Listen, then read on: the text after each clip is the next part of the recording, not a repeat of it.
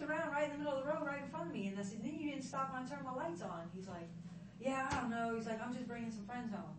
I said, well, and I could smell it at this point. I smell alcohol. I smell marijuana. And I said, all right, well, where y'all coming from? He said, we went to Reggie's. I said, how many people you got in the car with you? And he was like, oh, just my friend. And he keeps moving his hand. I said, dude, do you have any weapons on you or in the car? He's like, I ain't got no weapons. And he flips it. He turns around. He's got his hands up. And I said, just put your hand on the car for me. Stop moving around so much. And he had handed me his ID. And I said, how much have you had to drink tonight? And he said, I just had one beer. I said, well, okay, well, when? He said, earlier tonight. I said, all right, well, that shouldn't affect you. I said, is there something else going on? He was like, no. And then the guy started moving around in the car. And I said, are there any weapons in the car? He's like, I don't know. And I said, what do you mean you don't know? He's like, no, I don't think so. I said, does anybody in there have a weapon? He said, I don't think so. And then I said, okay, just stand right here. And I have my door open. And I have my computer open. So I started to put the number to his thing in. And I see him start to slowly put his hands down towards his waist. I said, put your hands on the hood where I can see him. So he looks at me. He's like, all right. And he keeps looking back at the car. So I'm trying to watch him and them at the same time. And they're both in my point of view. And I'm trying to put the numbers in. And then he starts to put his hands down again. I said, put your hands on the hood. And he just bolts. Now, when he runs off, I come around the corner of my door, and I grab my taser, and he goes to the opposite side, on the passenger side, front and rear door, and opens up both the doors, and it says, now. And I don't know at this point what's happening. He leans in, so I'm thinking, okay, I'm about to get shot. I backed up, and at some point, and I don't remember how or when, I transitioned and grabbed for my weapon. I noticed that this door opened on this side, and now there's a guy going out this way towards me. And I backed up to the left, and he's heading towards me this way, and I backed up to the right, and I said, stop. And he had something in his hand, but he had his other hand back. And he was a big guy, and there was just something that wasn't right. And he starts coming towards me, and I backed up, and I don't know if I tripped or purposely took a knee, or I don't know how it happened, but at some point I fired, and I don't know if I had hands on him at that point. I know we were close, and I don't know what happened once we got on the ground, but I knew that he still had something in his hands because he was over his hands like this, and I said, drop it. And he's like, I don't want to mess it up. And I can't, and I know that the other two are now out of my sight. I don't know where they are.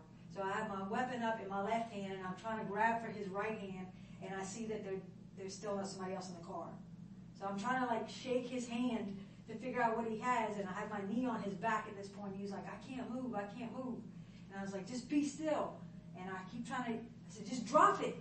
And he was like, I don't want to mess it up. And I hear it, something hitting the ground now that I'm moving his hand. It's banging.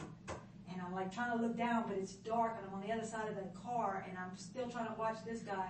So I just start shaking it as vigorously as I can, and something flies out to the other side. And he's like, oh, my phone.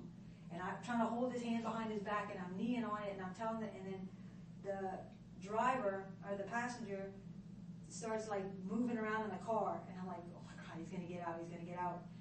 So I grabbed this guy, and I don't know how, I handcuffed him with one hand, and then I don't know what happened from there. Somehow I got the other handcuff on him, and the other guy started moving some more.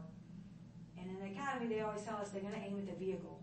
So at that point, I moved off to the side, and I still had my gun on him, and I held it with my right hand. And I was like, all right. He's like, I didn't do nothing. Why are you waving the gun at me? I didn't do nothing. I just stood here. And I was like, get out of the car, get on your knees, turn around. And I cuffed him, and I told him, I was like, look, he's like, I didn't do anything. I said, look, for my safety and yours, I'm going to detain you, okay? I'm just going to put you in the back of my car. I said, who are those guys? He said, I don't know. I don't know who they were. I don't know. I said, well, what's going on? So I asked the guy on the ground, why did you run at me? And he was like, you tased me, bro. You tased me. And I was like, and then Burnell got there. And at this point, then I put the other guy in the back of my car, and I don't know what happened and how everything happened from there. I knew I was bleeding, and I could feel the blood going down my legs, and I felt blood on my hands, and I didn't know, what had happened with my hands. And I don't know at what point and how much interaction he and I had at that point, but he just kept saying he was tased. I know he saw me with the taser coming out because he came from the other side, and that's when I transitioned. He was already on top of me at that point, or coming towards me. So it was like, I know he saw I had a taser in my hand. So I think that's why he thought that he was tased at that point instead of taking a shot. But I don't know how it all happened and how close we were and all that stuff, but I know that we were close. Okay. I want to kind of go back to the beginning and go walk completely through, and I'll kind of expound on some of the things that you said that I wanted to get a little bit more detail and clarification on. Let's go back to when you're patrolling and you see the vehicle do some kind of traffic infraction that gets your attention. Where exactly was that location? That was right before the intersection of Perkins and Segan, right in front of the Jack in the Box and Rite Aid. It was like there's a little side road that goes to Winn-Dixie right there. Okay. So he could have turned at any point into any of these driveways at that point to turn around. So is that westbound on Segan? Yes. So you're westbound on Segan? No, westbound on Perkins. I'm sorry, my bad. You're westbound on Perkins, west of Segan. East of Segan. East of Segan. Okay, on the Potwin side of Segan. Yes. Okay, and then he does that strange maneuver. When you do that, where are you when you call the stop in? I had just made the flip. Okay. What radio did you use to call the stop in? I think it was my base radio.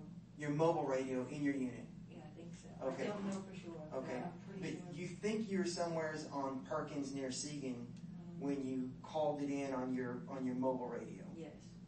Okay. So you spin around, and I've seen that, I've traveled that location, and you're right, there are plenty of avenues for that vehicle to pull over. But this vehicle, the driver chooses to pull on Potwin and behind that strip mall or whatever that happens to be.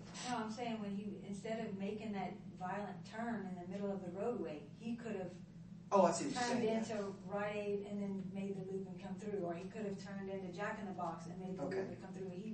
There was no reason for the erratic movement right in front of me when it happened. Okay. That's what I'm saying. Okay, I'm with you. So that was the only thing that was like, something's not right with Okay. me. And that's when I called, because I was making the flip to go behind him. Okay, so you see it while you're on patrol. You're moving in your vehicle on Perkins Road, east of Segan, traveling west. You see this infraction, and you radio it in on your mobile radio inside your unit. You spin around and you go and make a traffic stop, and then he stops over there behind that business. So the driver, you make contact. When you got out of the car, what do you have on you at this point? Are you wearing your department issued uniform? Okay. What are you carrying? Are you wearing your vest? Did you have your department issued firearm with you? Yes. Did you have a backup firearm? No. How do you carry your taser? Do you have chemical agents, a baton? Yes. You have all that. Yes. You have chemical agents, baton, taser, and firearms. So you have all kinds of use of force stuff that you can use. So, and you keep that all on your belt. Is it in the front? Is it hard to get to? No, my taser is the first thing that I grab for every Okay. time, and I know that that's not always the greatest habit. I've watched you as you do this, and you mentioned it. You've shown a couple times with the right hand and left hand. On this particular stop, you mentioned when you went to your taser, did you use your right hand or your left hand? I don't remember. Okay, and that's if you don't remember, I don't want you to guess. I want you to, if you know what it is, tell me. If you don't know what it is, then just tell me you don't know, and we'll move on. I don't want you to have to say something that may or may not be accurate. Okay. So you make the traffic stop, and you get the driver out, and he comes to your side. I'm trying to figure out where you mentioned that you've got him. He's got his hands on the hood, and you're trying to run him. So you're back in your driver's side. You have the door open, so you're trying to run him on the MDT. Okay, so you got him. You got occupants in the vehicle. How many people are in the vehicle? Can you tell?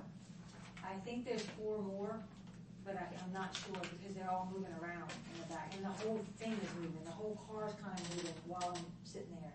4 in addition to the driver? I believe at that time, but then later could see that there was 3 in the car, plus him would be the 4th one. Okay, so you know there's multiple people in the vehicle in the front and the back seat. Yes.